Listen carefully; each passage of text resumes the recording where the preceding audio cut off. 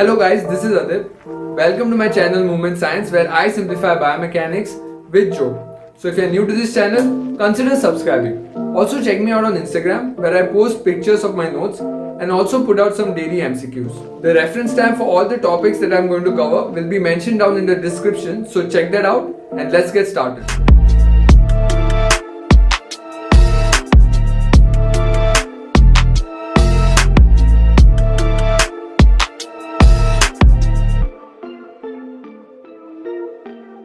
In this video, we are going to talk about the lateral and the anterior cervical muscles. So we will be covering the scalene muscles, then the SCM, that is sternocleidomastoid, then the longus capitis and colli under anterior, and also the rectus capitis muscle, right? So let's start with the lateral cervical muscles. So under that, first we'll start with scalenes, which has three parts: the anterior, middle and posterior, okay? So scalene, as it is on the lateral side, their job is frontal plane stability along with longissimus. Now longissimus, if you have watched my previous video of posterior muscles, I have discussed about this deep muscle which has function of stability again. So along with scalene, both of them work to provide stability to your neck in the frontal plane. Going ahead, there is anterior scalene, which starts from the first rib and goes to the transverse process of C3 to C6. Okay, now again here anatomy is not that important. You can just have some basic idea from where the muscle starts and where it goes, and main thing is understanding where exactly the muscle lies compared to the axis of the joint, right? Whether it is anterior, posterior, lateral to the axis. That is very important. You'll see why it is important in a while. Okay, so that is the attachment, and the function of this muscle is it works with your levator scapulae, again the muscle that I talked in the posterior cervical muscles in the previous video. Both of them, they work on the stability of the neck. Apart from that, when they contract bilaterally, the anterior scalenes, they cause flexion and anterior shear force is created, which is exactly opposite to what levator scapula creates, a posterior shear force. So kind of anterior and posterior shear force is the thing that creates the stability in your cervical spine. Then unilaterally, when it contracts, it creates ipsilateral lateral flexion and contralateral rotation. This is exactly same to your trapezius, right? Then moving ahead, there is the middle scalene, which starts from the first rib and goes to the posterior tubercle of C3 to C7. Again, not that important. And its main function is frontal plane stability, okay? Like the all scalenes. And then the final scalene is the posterior one, which is more on the lateral side. So all these muscles are on the lateral, but posterior is more on the lateral side. Let me show you how. So if you see Joe over here, the anterior scalene will be somewhere in this region, and then as you go middle and then posterior, right? So like it will be on exactly in the lateral side, right? The posterior scalene. So its main function, because it is on the lateral side, is lateral flexion. Apart from this, there is this interesting thing that we see, that the anterior and the middle scalene, they kind of form a triangle through which structures like subclavian artery, subclavian vein and brachial plexus pass.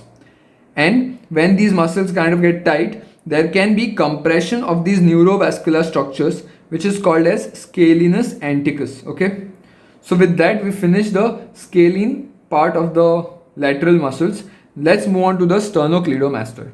So SCM, that is sternocleidomastoid, starts from the manubrium, goes to the clavicle and also to the mastoid process. And this muscle, it becomes very prominent when you do rotation at the cervical spine. So when this muscle contracts bilaterally, it causes flexion at the cervical spine because it is present anteriorly, right, to the axis of the cervical spine. Whereas, pay close attention, it causes extension at the head because it is present posterior to your head. Okay, if you look at its anatomy, it is anterior to your cervical spine, but it is posterior to your head. That's why it causes extension at the head because of its placement. So that's what I mentioned here. This occurs due to placement of the muscle around the axis. So this is why the attachment of the muscle is important. But more than the attachment, understanding where exactly it is placed in relation to the axis is more important, right? Then going ahead, this unilateral activation of sternocleidomastoid, like all the other muscles like trapezius or your anterior scalene, it causes ipsilateral flexion and contralateral rotation, right? So with that, we finish off the lateral cervical muscles. Now let's move on to the anterior cervical muscles. So moving on to the anterior cervical muscles, we have the longus capitis and longus colli, and then the rectus capitis. So first we'll start with the longus capitis. It starts from the anterior tubercle of the cervical transverse process, and then it goes to the occiput and attaches over there. And its movement arm, it's not too high or too low. So what does that mean? We saw that if the movement arm is too high, it will create movement at the joint, whereas if it's too low, it will create more of a stability function. So because it's not on the either side, its function over here, if you see, both work in synergy. Now over here, both, when I say both, I mean the longus capitis and the longus colli. So both of them work together because their line of pull, if you can see 1 and 2, it's in the same area, right? Same direction. So both of them, they work in synergy with traps, that is your trapezius muscle, to stabilize the head and neck during the scapular movements, that is upward rotation. Now, if you see this purple line over here is the pull of your trapezius, right? It is attached to your head, then cervical spine, and then the scapula near the acromion process and the spine of the scapula, right? So if you compare the line of pull of both of them, they are in the same direction. So hence they act synergistically to provide stability to the neck during upward rotation of the scapula. Let me explain how. So what did we see? We saw that the longus capitis and colli, which is on the anterior side, right? It counterbalances the posterior movement of your upper trapezius, which is the big bulk over here, although his is very small. So what it does is, when you are creating upward rotation, the upward rotation of scapula is happening, the trapezius is activating, and this causes these 2 points to come closer, right? There is extension happening at your head because the trapezius is activating during the upward rotation. Now, when the upward rotation is happening, you want the head to stay in the right place.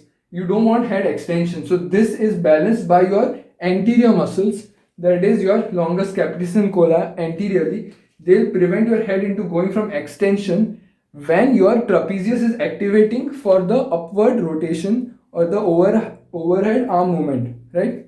So now that we have understood how this works, let us move ahead. So there is the longus colli, which again works with him. So function, we already know what it is. It starts from the anterior tubercle of the cervical transverse process and goes to the thoracic vertebra, right? So that is not that important. Main thing is how it works together to create the stability, right? Then moving ahead, we are going to learn about whiplash injury. Now whiplash injury is a hyperextension injury where there can be damage to these above muscles, that is longus capitis and longus colli, because there is hyperextension, right? Extension. So the muscles which are there on the anterior side can get damaged, and this can lead to pain and inability in raising arm overhead.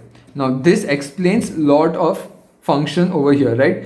The function was to stabilize, right? To stabilize the overhead movements. Now when they are damaged, when these muscles are damaged, the stability is lost, and that is why there is inability in raising the arm overhead. So that's how these muscles can be involved in whiplash injury and can cause problem in overhead movements, right? Now moving on to the last part, that is the rectus capitis anterior and lateralis muscle. So it has two parts, anterior and lateralis, and what they do is they create cervical flexion due to its line of pull, which is on the anterior side.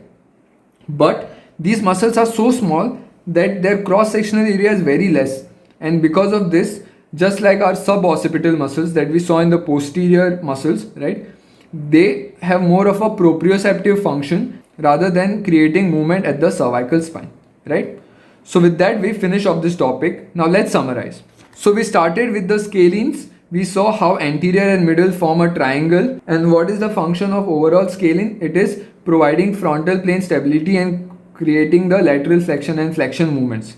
The triangle through which all these structures pass, these structures can get compressed, and it is called as scalenus anticus.